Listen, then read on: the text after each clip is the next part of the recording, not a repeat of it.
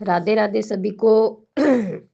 आज हम एक कहानी सुनाने जा रहे हैं। कहानी का नाम है विश्वासघात का फल। विश्वासघात एक छल है जिसमें अपना अपने को छलता है, तुरंत नहीं देर से ही सही इसका फल अवश्य मिलता है। सुंदर वन अपने नाम के अनुसार ही वास्तव में सुंदर था। उसमें अनेक प्रकार के जीव जंतु रहते थे। उस वन के मध्य में एक तालाब था। सभी जानवर वहीं पर पानी पीने आते थे। तालाब के किनारे बरगद का एक पुराना वृक्ष था और उस वृक्ष पर एक बगुला भी रहता था। उस तालाब में बहुत सी छोटी बड़ी मछलियां थी। बगुले को भोजन इसी तालाब की मछलियों के कारण ही मिलता था। अब बगुला बूढ़ा हो गया था, जिससे वह मछलियां पकड़ने में असमर्थ था। एक दिन बगुला तालाब के किनारे बैठा रो रहा था। उसे इस प्रकार रोते हुए देखकर एक केकड़े को बहुत दुख हुआ। उसके आंसू देखकर उसे दया आ गई। वह बगुले के पास जाकर बोला, मामा जी, आज तुम भोजन क्यों नहीं करते? इस प्रकार क्यों रो रहे हो? बगुला बोला, तुम ठीक कह रहे हो भांजे, मैं वास्तव में दुखी हूं, लेकिन मेरे दुख का कारण यह नहीं है जो तुम समझ रहे हो। और क्या कारण है? मैं तो केवल उपवास कर रहा हूं, क्योंकि मैंने बहुत ही पाप किए हैं, इसलिए अपने इन पापों का प्रायश्चित कर रहा हूं। इसलिए मैं अपने पास आई मछली को भी नहीं खाता। मेरी समझ में आपके इस पश्चाताप का कारण नहीं आया। केकड़ा बोला, बेटे, मैं इस तालाब के किनारे ही पैदा हुआ और यहीं पर ही पलकर जवान हुआ हूँ। यहीं पर ही मैं बूढ़ा हुआ हूँ, इसलिए मुझे यहाँ की हर चीज से प्यार हो गया। अब जब मैंने यह सुना 12 वर्ष तक बारिश नहीं होगी, तभी से मेरा तो मन ही उदास हो गया। किससे सुना है आपने? केकड़े ने उत्सुकतावश पूछा। बगुले ने कहा कि एक ज्योतिषी के मुंह से।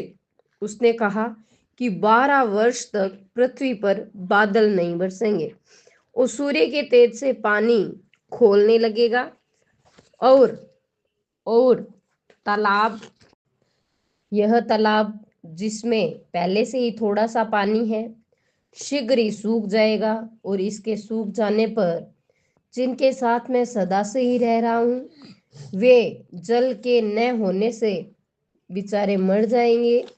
मैं यह दुख बिल्कुल भी नहीं सह पाऊंगा।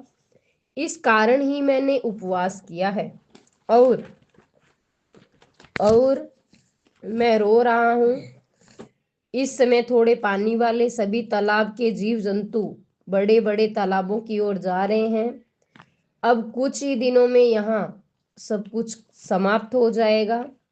केकड़ा उस बगुले से ये विनाश की कहानी सुनकर सब जंतुओं के पास जाकर आने वाले विनाश की कहानी सुनाने लगा। इस कहानी को सुनते ही डर के मारे कांपते हुए मछलियां तथा कछुए उस बगुले के पास आकर पूछने लगे, मामा, क्या इस मौत से बचने का कोई रास्ता भी है? बगुला बोला, इस तालाब के पास ही एक बड़ा तालाब है और 24 वर्ष तक वर्षा न होने पर भी नहीं सूखता। अब तो एक ही उपाय है कि मैं तुम्हें अपनी पीठ पर बैठाकर उस तालाब में छोड़ाऊं। मामा, मुझे वहां ले चलो, मुझे वहां ले चलो की आवाजें आने लगी।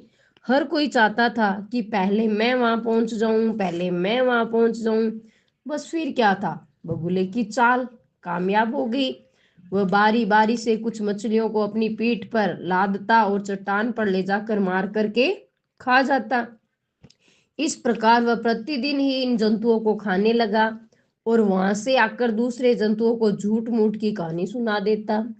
इस प्रकार बूढ़े बगुले ने विश्वासघात से झूठ, चोरी, मक्कारी, हेरा फेरी का धंधा जमा लिया।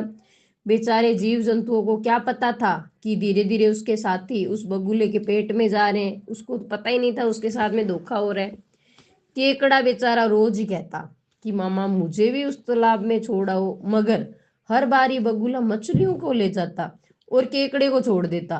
एक दिन केकड़े ने बगुले से पूछ ही लिया कि मामा जी, आप मुझसे सबसे अधिक प्यार करते थे, परंतु इस भयंकर मौत से बचाने के लिए आप मुझे यहाँ से निकाल कर क्यों नहीं ले जा रहे हो?